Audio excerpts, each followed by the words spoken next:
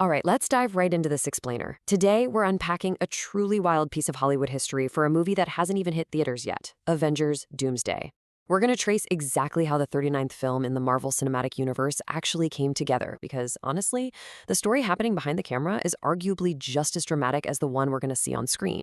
So, how exactly does a movie lose its villain, its director, and its title, only to turn around and become the single most hyped film of 2026? Well, this is the incredible story of a massive studio in full-blown crisis executing an unprecedented creative pivot.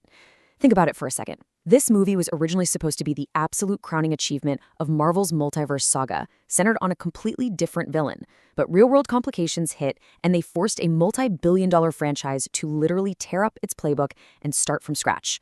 How do you recover from a blow like that? You make some of the boldest, most shocking casting and production choices in modern cinematic history. Part 1, the Multiverse Collision. Let's start by looking at the sheer, colliding scale of this film's premise. We're talking about groups of heroes from three distinctly different universes being forced together to face a brand new existential threat. The setup here is just monumental. Taking place 14 months after the events of 2025's Thunderbolts, we've got our core MCU heroes, the Avengers, the Wakandans, the New Avengers, all hailing from Earth 616. But then, crashing directly into their reality, we have the Fantastic Four from Earth 828, plus the original X-Men from an entirely separate mutant universe. This isn't just a fun little crossover. It's a structural collision of entire cinematic franchises, all pointing toward one singular threat: Victor Von Doom. Part 2. Pivoting from Kang Dynasty. Now, to really understand Doomsday, we first have to understand the movie it was supposed to be. Let's look at this timeline of a chaotic production falling apart before being reborn.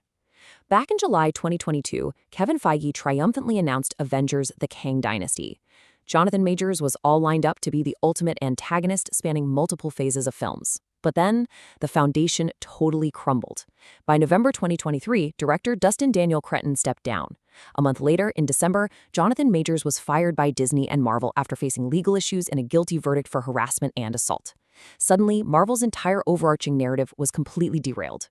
Fast forward to July 2024, and a complete overhaul was announced at San Diego Comic-Con. Doomsday was officially born. Behind the scenes, things were incredibly messy. The 2023 Writers Guild of America strike had already delayed the scripts, creating a massive bottleneck for the studio. Add in the real-world legal issues for Majors, and Marvel was forced to completely abandon their Phase 6 villain. Internally, they quietly stripped away the Kang Dynasty title, just calling the project Avengers 5. Writers were brought in to completely overhaul the script, minimizing or outright removing Kang the Conqueror.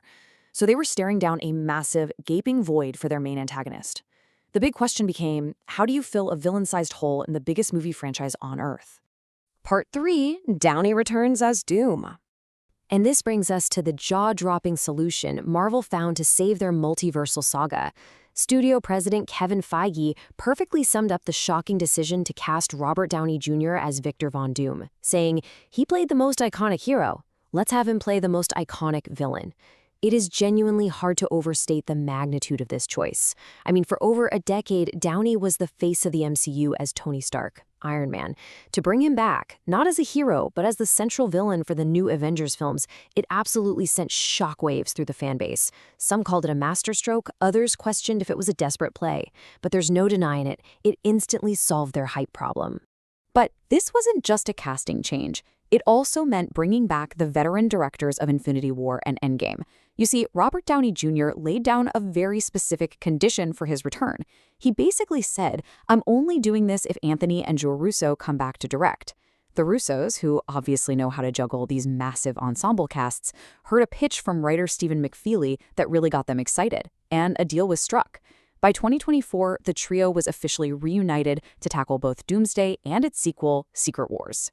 What's really fascinating here is that Downey isn't just coasting on his legacy, he is crafting a uniquely vulnerable yet incredibly powerful character that is entirely distinct from Tony Stark. The Russos have pointed out that Doom's quote-unquote immense power makes him a really challenging character to write, but they're super eager to explore his complexities. Downey actually went ahead and developed his own backstory as a reference for his performance, and even pitched in on costume ideas. Oh, and if you're wondering how he's going to separate Doom from Stark on screen, sources confirm that Downey is utilizing a heavily accented voice to play the Latverian ruler, so expect something totally different. Part 4. Assembling a massive cast. Let's dive into this massive roster of over 26 confirmed characters joining Doom on screen.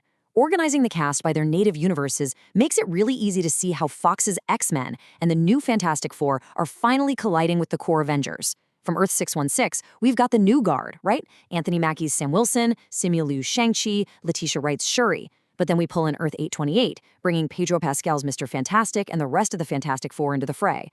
And perhaps the most mind-bending part, we have legacy actors from the 20th century films returning. We're talking Patrick Stewart as Professor X, Ian McKellen as Magneto, and James Marsden as Cyclops.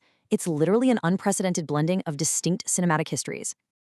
Adding to the unbelievable scale of this cast, Chris Evans is officially back as Steve Rogers.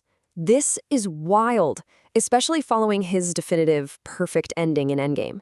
Evans was famously adamant that he wouldn't return to the MCU without a really compelling narrative reason. He didn't want to ruin that perfect send-off. But, according to the actor himself, the storyline the Russos and writers cooked up provides a very real reason that Steve Rogers is needed right now. Joe Russo even noted that the film contains integral roles for both Downey and Evans. They're bringing the two original pillars of the franchise back together, but under drastically different circumstances. Part 5. Building unprecedented hype. Let's see how all this builds into one of the most masterful marketing campaigns in recent history. 275 million. That is the staggering number of views the 5.5-hour cast announcement livestream received in just its first 24 hours. To kick off production back in March 2025, Marvel didn't just issue a boring press release. No, they broadcasted a deeply slow-burn livestream showing empty director's chairs. Literally, every 12 minutes a new name was revealed with accompanying music. Sure, it was mocked by some people for its agonizing pace, but it generated 3.1 million social media mentions and dominated global trending topics for over 7 hours. It was a pure pop culture event. Then, Marvel created a theatrical-only teaser rollout that, despite leaking online, dominated social media conversation for weeks. Instead of dropping a traditional trailer, they attached 4 different incredibly somber teasers to screenings of Avatar: Fire and Ash in December 2025. One for each of the first 4 weeks of release. One showed Chris Evans as Steve Rogers holding a baby, another showed Thor praying to Odin, another featured a completely ruined X-Men mansion. They were highly emotional, very cryptic, and noticeably lacked any footage of Dr. Doom himself. Naturally, all 4 leaked online almost immediately, but honestly, it didn't hurt them one bit. They collectively rocked up over 1 billion views in just 3 days.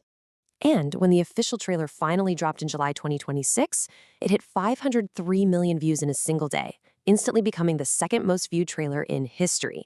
This full trailer, which also screened at CinemaCon to an absolutely overwhelming audience response, finally showed Downey in his full Dr. Doom glory.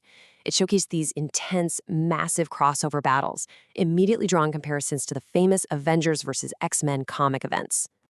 Now, to capitalize on this massive hype, Disney sparked a very aggressive format war.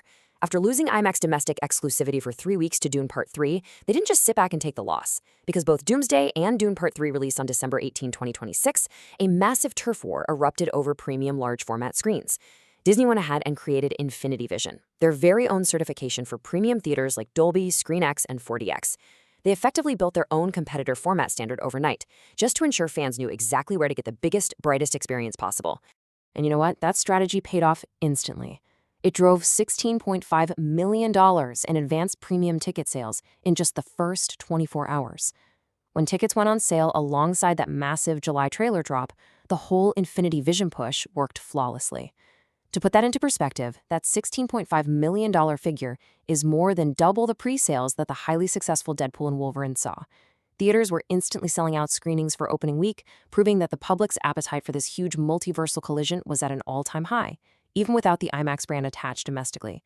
So, as we look toward December 18th, the only real question left is if this unprecedented cinematic gamble will actually break the box office. We've seen how Marvel navigated a catastrophic production crisis. They essentially rewrote their entire saga, brought back their most iconic legacy actors, and waged a literal format war with rival studios. It's honestly a stunning display of franchise management. But what should you take away from all this? I think it's that behind every massive, shiny blockbuster, there is a very human scramble to make the puzzle pieces fit. Will Robert Downey Jr. cement himself as the greatest cinematic villain of the decade, just as he did as a hero? Well, I highly suggest you keep an eye on this space. Thanks for joining me on this explainer, and keep questioning what happens behind the screen.